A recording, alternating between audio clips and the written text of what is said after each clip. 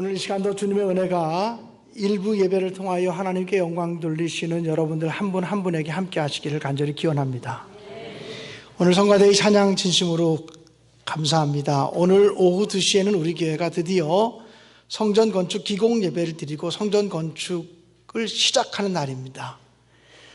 제가 예배당에 오기 전에도 현장에 들려서 현장 소장 만나고 건설사 사장 만나서 대화를 좀 나누고 올라왔습니다만 벌써 우리 건축 현장에 큰 중장비가 들어와 있습니다. 그래서 여러분들이 이제 오후 2시에 이렇게 내려가 보면 이제 실감이 나실 거고, 야, 여기가 우리 땅이구나. 우리 교회 땅을 다 이렇게 팻말을 박아놨기 때문에 우리 교회 땅 표시가 돼 있어요. 그런데 그것만 가지고 안 될 것 같아서 제가 내려가서 어르신들은 이렇게 팻말 꽂힌 것 같고 감이 안 오니까 줄을 좀 쫙 연결시켜 달라고 그렇게 부탁을 했어요. 이따가 내려가 보시면 굉장히 감동이 몰려오는 그런 느낌들을 받으실 거라고 저는 확신합니다. 오늘 11시 예배는 김기돈 목사님께 오셔서 말씀을 전해달라고 부탁을 했습니다. 그래서 김기돈 목사님께서 오셔서 말씀을 전하시고 점심 드시고 기공 예배까지 참석하시고 가시도록 그렇게 부탁을 드렸기 때문에 오늘 제 마음속에 나 오늘 설교 없다 이렇게 생각을 하고 살았습니다. 그래서 지난주에 일본을 갔는데 다음 주에 내가 이번 주는 설교가 없어, 마음 편하다 생각했더니 딱 돌아와서 보니까 일부 예배가 있는 거예요. 그래서 나는 일부 예배 설교 때문에라도 설교 준비를 또 시작해야 되겠구나 이런 생각을 했었어요. 여러분들도 시간이 되면 일부 예배를 드리시고도 또 김기돈 목사님께서 2부 예배 때 오시니까 또 그 원로 목사님 설교도 함께 또 들으시면서 은혜 받으시면 대단히 좋겠다 이런 생각이 듭니다. 오늘 이 일부 예배 시간에 여러분과 나눌 말씀은 엘리야 선지자에 관한 이야기입니다. 이스라엘 역사를 보면 우상 숭배를 가장 극렬하게 했던 사람이 북이스라엘의 아합 왕입니다. 이 아합 왕은 바알 숭배하는 일을 적극적으로 권면한 사람이었고 장려한 사람이었고 오히려 하나님의 선지자들을 잡아 죽이는 일까지 서슴지 않고 했던 사람이었습니다. 그때 하나님께서는 아합 왕에게 엘리야 선지자를 보내서 3년 6개월 동안 비가 오지 않을 것이라고 선포했습니다. 그리고 3년 6개월이 지났을 때 엘리야 선지자가 다시 아합 왕 앞에 나가서 갈멜산에 바알과 아세라의 선지자들을 모으시고 나도 갈멜산에 올라가서 불로 응답하는 신이 참 하나님이신 것으로 그렇게 서로 인정하자고 제안을 합니다. 그러자 아합 왕은 그렇게 하자라고 말하면서 바알과 아세라의 선지자 850명을 불러 모읍니다. 그리고 이쪽에 여호와 하나님을 대변하는 선지자는 엘리야 선지자 한 사람입니다. 그리고 서로 대결을 벌이는데 먼저 아합 왕이 불러들인 바알과 아세라의 선지자들이 850여 명의 사람들이 하루 종일 부르짖고 심지어 자기의 몸을 자해하면서까지 열렬하게 부르짖었지만 불로 응답하지 않았습니다. 엘리야 선지자가 기도할 때가 되었을 때 엘리야 선지자는 먼저 제단 주변에 깊게 또랑을 팠습니다. 그리고 그 또랑에 물을 채웠습니다. 그리고는 하나님께 기도했습니다. 불로 응답해달라고. 간단하게 기도했지만 하나님이 불로 응답하셔서 그 또랑에 가득 찬 물을 태우셨고 그리고 그 재물을 다 불살라 버렸습니다. 그리고 난 다음에 엘리야 선지자는 바알과 아세라의 선지자들을 다 잡아 죽이라고 명령했고 바알과 아세라의 선지자들을 다 잡아 처결했습니다.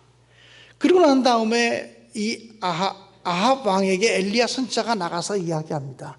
큰 비가 내릴 것이니 빨리 채비를 차리고 내려가소서. 그 후에 이 엘리야 선지자는 승리를 쟁취했음에도 불구하고 다시 하나님 앞에 엎드려서 기도하기 시작합니다. 비가 올 때까지 기도한 것이죠. 기도하다 말고 자기 사원 하나를 불러서 저 바다 쪽을 좀 바라보아라.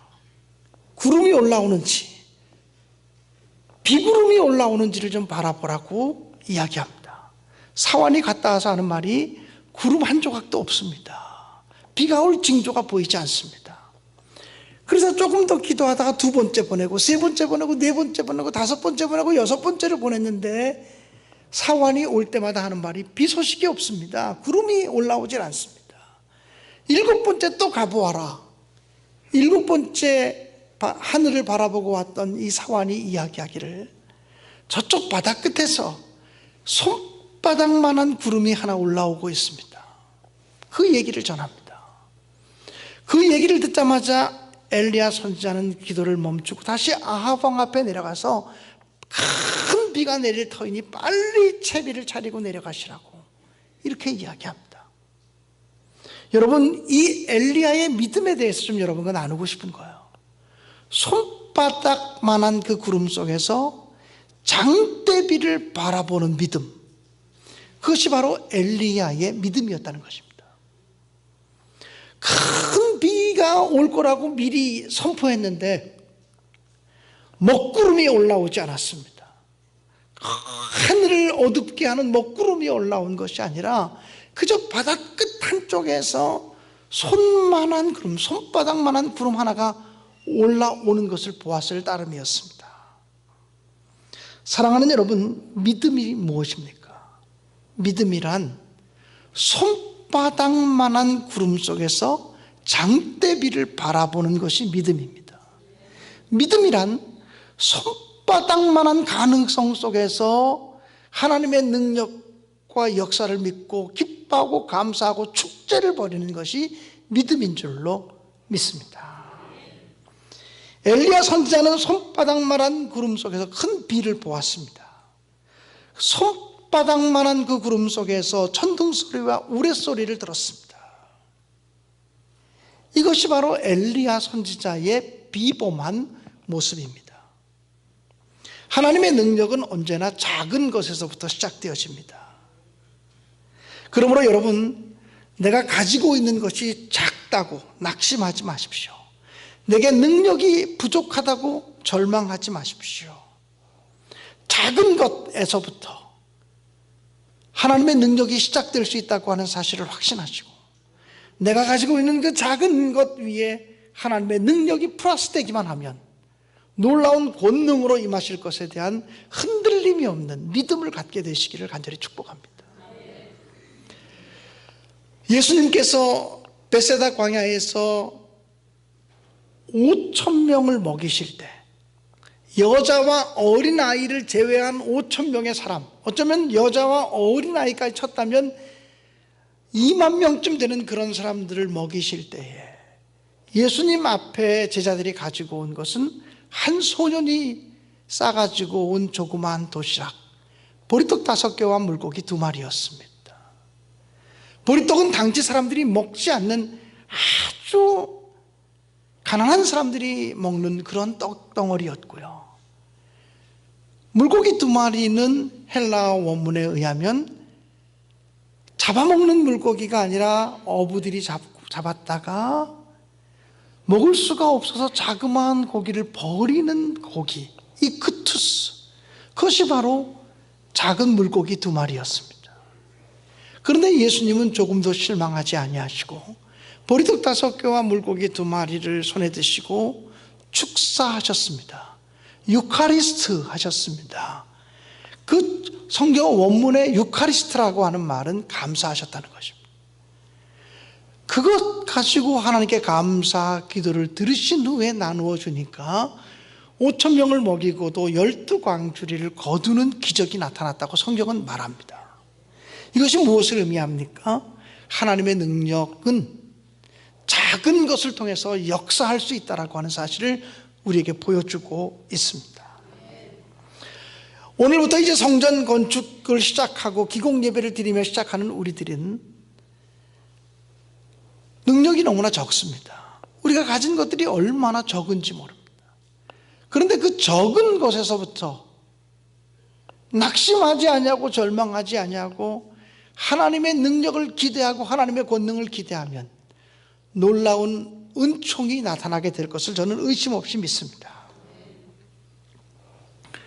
미국 빈민촌에 가난하게 살아가던 마르다 벨이라고 하는 여성이 있었습니다. 그 마르다 벨이라고 하는 여성은 이 빈민촌에서 학교도 가지 못하고 배움의 길을 제공받지 못하고 공장지대를 어릴 때부터 이곳저곳 다니면서 뛰노는 아이들, 어릴 때부터 일할 수밖에 없는 아이들을 바라보면서 저 아이들에게 공부를 시키고 싶다. 그리고 빈민촌의 어린 아이들을 위한 학교를 하나 세우고 싶다고 하는 아주 소박한 꿈을 가졌습니다. 작은 학교라도 하나 세우고 싶다. 자기에게 있는 것이 아무것도 없었습니다. 그래서 그 마르다 벨이라고 하는 여인은 하나님께 기도했습니다. 하나님, 이 빈민촌에 있는 아이들에게 학교를 지어서 이들을 가르쳐주고 싶고 지긋지긋한 가난을 끝내주고 싶은데 저는 학교를 지을 수 있는 돈이 아무것도 없습니다. 어떻게 하면 제가 학교를 지을 수가 있겠습니까? 이 기도하는데 이 여인의 마음속에 당시 미국의 큰 갑부였던 자동차 왕 헨리 포드가 생각이 났습니다. 그래 내가 헨리 포드 씨를 찾아가서 그 헨리 포드에게 이 빈민촌 마을에 작은 학교라도 하나 지어달라고 부탁을 하자. 기도로 열심히 준비한 다음에 헨리 포드를 찾아갔습니다. 비서실에서부터 만나지 못하도록 차단했지만 어렵게 헨리 포드를 만나게 되었습니다. 그리고 자기의 꿈을 이야기했습니다. 빈민들에게 학교를 세워주고 싶다고, 이 일을 위해서 당신이 좀 기여하시고 투자하시면 좋겠다고. 그랬더니 포드가 1달러를 주었습니다. 보기 좋게 거절한 것입니다. 1달러 가지고 뭘 합니까? 헨리 포드가 아주 보기 좋게 거절하면서 1달러를 주었습니다. 자기를 거지 취급한 것이었습니다. 이 마르다 벨이라고 하는 여성은 자기 집으로 돌아와서 하나님께 또 기도했습니다. 내가 기도하는 가운데 분명히 하나님께서 헨리 포드가 떠오르게 하셨잖아요. 헨리 포드를 통해서 뭔가를 이루시겠다고 말씀하신 거 아니에요. 근데 제가 헨리 포드에게 받아온 돈은 고작 1달러? 사실은 보기 좋게 거절당한 거나 다름없지만 내가 기도하는 가운데 하나님이 헨리 포드를 떠오르게 하셨기 때문에 저는 이 1달러를 가지고 시작하겠습니다. 작지만 이 1달러를 가지고 시작하겠습니다. 이것이 바로 하나님의 응답이라고 믿고 시작하겠습니다.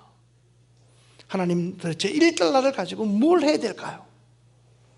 기도하다가 이 여인은 1달러를 가지고 꽃씨를 사서 빈 땅에다가 꽃씨를 뿌려서 꽃을 키워야 되겠다 생각을 했습니다.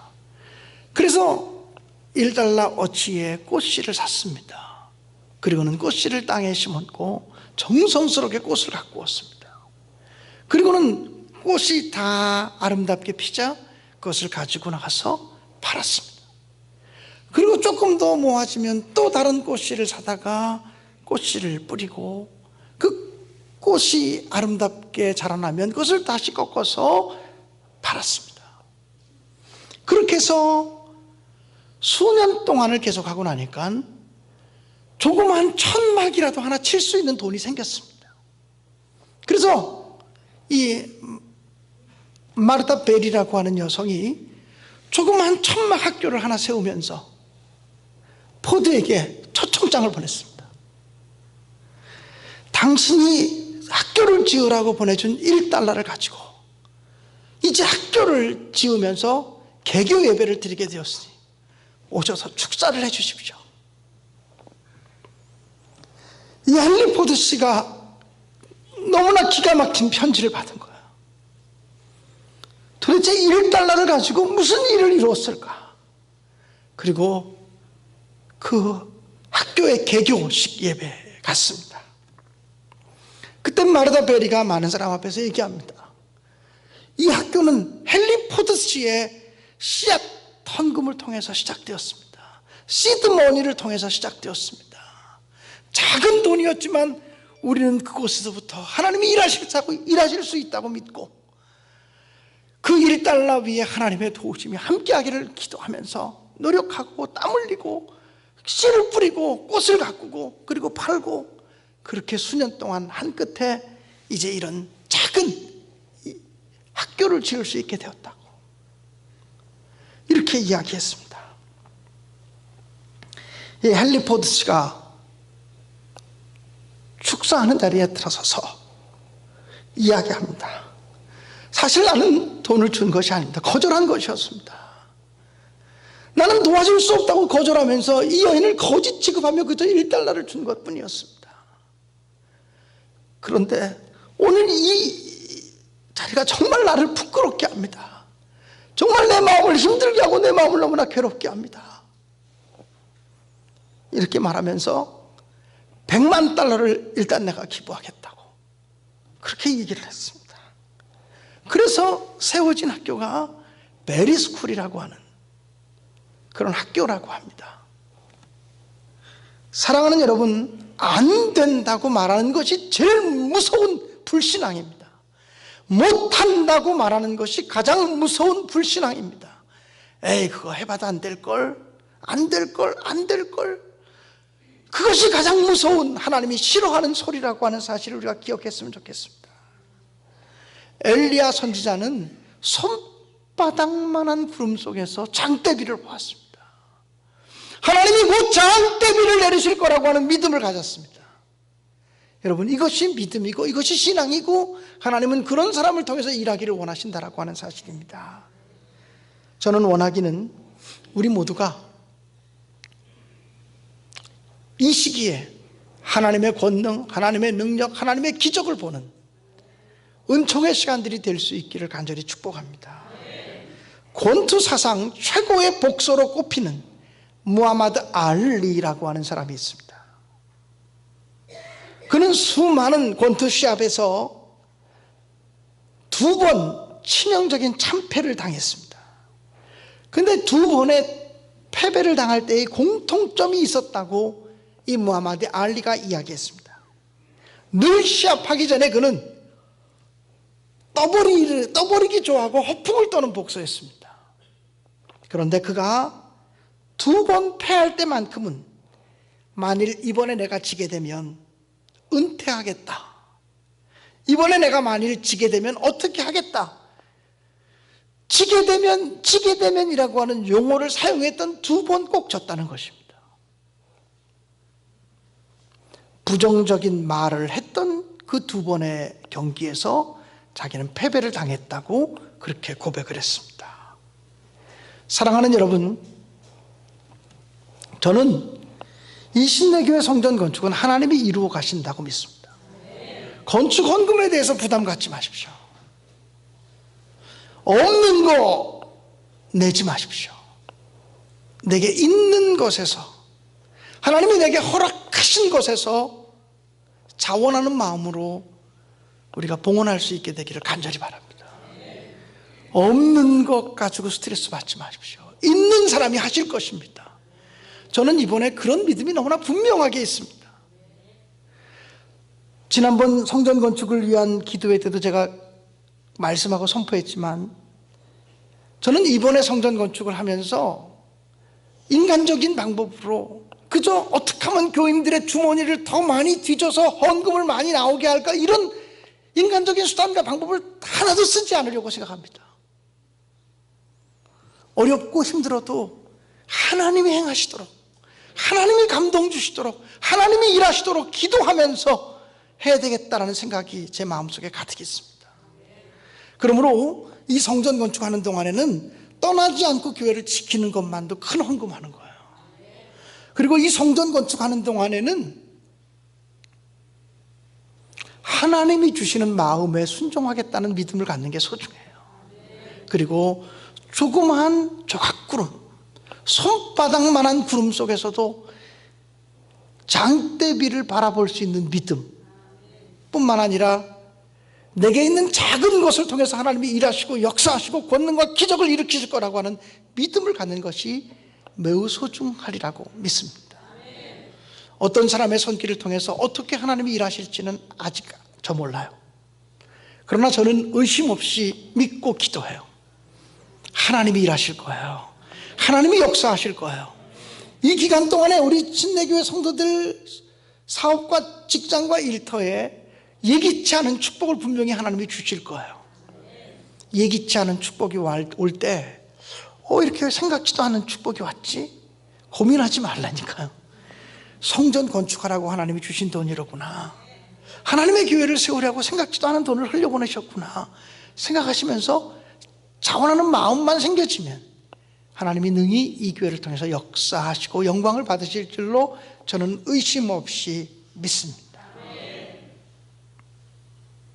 많은 설교 준비를 했는데 오늘 말씀 여기서 마치려고 그래요. 기도하겠습니다.